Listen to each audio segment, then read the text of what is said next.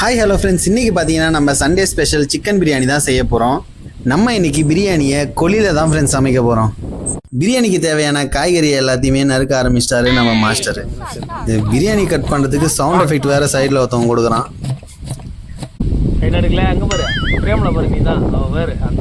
வெங்காயத்தை முடிச்சுட்டு தக்காளி பழத்தையும் நறுக்க ஆரம்பிச்சிட்டாரு நம்ம மாஸ்டர். என்ன தான் பிரியாணி வீட்டில் சமைச்சாலும் பசங்க கூட சமைக்கிற சந்தோஷம் வரவே வராதுங்க. நம்ம சவுந்தர் தம்பி நல்லா சிக்கனை கழுவ ஆரம்பிச்சிட்டாருங்க. தண்ணியில் 2-3 அலசுனதுக்கப்புறம் ஆன்டிபயோட்டிக் தூளை போட்டு நல்லா வைரஸ் இல்லாமல் வாஷ் பண்ண ஆரம்பிச்சிட்டாருங்க நம்ம தம்பி சவுந்தர். தம்பியை மாதிரி சிக்கனை வாஷ் பண்ணதுக்கு பொறுப்பான ஆள் நீங்கள் தேடி எடுத்தாலும் கிடைக்க மாட்டாப்புல. நம்ம மாஸ்டர் எண்ணெயை ஊற்றி வெங்காயத்தை போட்டு நல்லா வதக்க ஆரம்பிச்சிட்டாரு. நம்ம பிரியாணி செஞ்ச ஸ்பாட் பார்த்தீங்கன்னா தென்னந்தோப்புல தான். இது உள்ள எல்லாமே காலியாக இருக்கிறதுனால காற்று ஒரு பக்கமாகவே அடிச்சுட்டே இருக்குது. அதனால் பார்த்தீங்கன்னா தீ அடுப்பில் விழவே இல்லை. ரொம்ப கஷ்டப்பட்டு தான் வதக்கினுக்கிறாப்புல மாஸ்டரு. இந்த பிரியாணி பிளானை 1 மாதமாக போட்டுட்ருக்காங்க. இவன் வருவான், அடுத்தது அவன் வரமாட்டான், அவன் வருவான், இல்லை இவன் வரமாட்டான். இன்றைக்கி தான் ஒரு வழியாக எல்லாரும் சேர்ந்து வந்தானுங்க. ஆனியன் ஓரளவுக்கு நல்லா வதங்கிடுச்சு. கட் பண்ணி வச்ச பச்சை மிளகாவை எடுத்து போட்டுக்கலாம். பச்சை மிளகாவையும் போட்டு நல்லா வதக்கிக்கிட்டோம் ஃப்ரெண்ட்ஸ். அடுத்தது கட் பண்ணி வச்ச தக்காளியும் போட்டு நல்லா வதக்கிக்கலாம். அங்கே எல்லாம் கஷ்டப்பட்டு பிரியாணி கிண்டிட்டு இருக்கானுங்க. ஆனால் இவன் மட்டும் பாருங்களேன், தனியாக அங்கே போய் மல்லாட்டை செடியெல்லாம் புடின்னு வந்து உட்காந்து ஆஞ்சி சாப்பிட்டுட்ருக்கான். இதில் என்ன ஹைலைட்னா, மல்லாட்டையே திருடின்னு வந்திருக்கான். கொல்லிகாருக்கு தெரியாத புடிங்க எடுத்துன்னு வந்து தனியாக உட்காந்து சாப்பிட்டுக்கிட்டே இருக்கான். மாப்பிள்ளைக்கு புதுசாக கல்யாணம் ஆனதுனால ஒரே வெக்கம் தாங்க. எப்போ பார்த்தாலும் மூஞ்ச கீழே தான் வச்சுட்டு பாருங்க. நிமிந்து பார்க்கறதுக்கே ரொம்ப வெக்கப்படுவாருங்க. அவர் ஆட்டையை போகிறதுக்கு அடுத்த மல்லாட்டை செடிக்கு ஆள் அனுப்பியிருக்காருங்க நம்ம மாப்பிள்ளை. இவர் வந்து சொல்லுவார், அவர் போய் புடின்னு வந்து இவருக்கு தருவார். இதே ஒரு வேலையாக வச்சுட்டு இருக்கானுங்க இவனுங்க.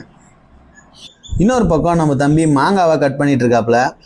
அதில் மாங்காவை சின்ன சின்ன ஸ்லைஸாக கட் பண்ணி அதில் மசாலாவை போட்டு சாப்பிட்றதுக்கு அவர் ரெடி பண்ணிட்டு இருக்காப்புல. ஒரு வழியாக எப்படியோ வெங்காயம் தக்காளி ஓரளவுக்கு நல்லா வதங்கிடுச்சு. அதுக்கப்புறம் புதினாவை போட்டு நல்லா வதக்கிட்டோம். அப்புறம் சிக்கனை போட்டு அதையும் நல்லா வதக்கிட்டு இருக்கோம்.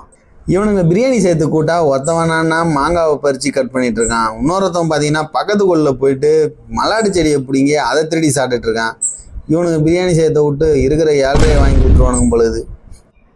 பிரியாணிக்கு தம் கட்டுறதுக்கு தேவையான தண்ணியை ஊற்ற ஆரம்பிச்சிட்டாருங்க நம்ம மாஸ்டரு. கட் பண்ண மாங்காவுக்கு மசாலா போட்டு தரமாக ரெடி பண்ணிட்டு இருக்கான் சிலம்பு தம்பி. நம்ம மாஸ்டர் பார்த்தீங்கன்னா பிரியாணியில் உப்பு இருக்கா இல்லை காரம் கம்மியாக இருக்கான்னு செக் பண்ணிட்டு இருக்காரு. உப்பு கம்மியாக இருக்கிறதுனால உப்பு கொஞ்சம் சேர்த்துக்கிறாரு. உப்பு ஓகே ஆயிடுச்சிங்க. புளிப்பு கம்மியாக இருக்கிறதுனால லெமனையும் சேர்த்துக்கிறாரு. வடிகட்டி இல்லாததுனால பாருங்களேன், சளிக்கட்டியே வடிகட்டியாக மாற்றினாரு நம்ம மாஸ்டர். இந்த மாதிரி கொல்லியில் போயிட்டு நீங்களும் உங்கள் ஃப்ரெண்ட்ஸ் கூட பிரியாணி செஞ்ச அனுபவம் இருந்தால் கண்டிப்பாக சொல்லுங்கள் கமெண்டில். எங்கள் ஊரில் பார்த்தீங்கன்னா பயிர் வைக்கிற நிலத்தெல்லாம் நாங்கள் கொல்லின்னு தான் சொல்லுவோம். உங்கள் ஊரில் வயல்னு சொல்லுவீங்களா, எதை மாதிரி சொல்லுவீங்கன்னு கமெண்டில் சொல்லுங்கள். பிரியாணியும் நல்லா கொதிக்க ஆரம்பிச்சிச்சு. இப்போ நம்ம அரிசியை போடுறோம். அரிசியை 1க்கு 2 தடவை கழுவி முன்னாடியே நம்ம ஊற வச்சிட்டோம். ஊற வச்ச அரிசின்றதுனால பிரியாணி சீக்கிரமே நல்லா வேக ஆரம்பிச்சிருங்க. அரிசியும் தண்ணியும் மட்டமாயிருச்சுங்க. இதுக்கப்புறம் நம்ம அடி பிடிக்காத அளவுக்கு கிளறிட்டு தம் போட ஆரம்பிக்க வேண்டியதான். பிரியாணி கூட சாப்பிட்றதுக்கு சிக்கன் கிரேவியும் ரெடி பண்ணிட்டு இருக்காருங்க நம்ம தம்பி சிலம்பு. அவர் கிண்டுற ஸ்டைலை பாருங்களேன், எப்படி கிண்டுறாருன்னு. அப்படியே பயங்கரமாக அப்படியே கரண்டியை விட்டு தூக்கி அப்படியே பாருங்கள் சிக்கனை எப்படி காட்டுறாருன்னு. வேற லெவலில் செஞ்சாங்க அந்த சிக்கன் கிரேவி.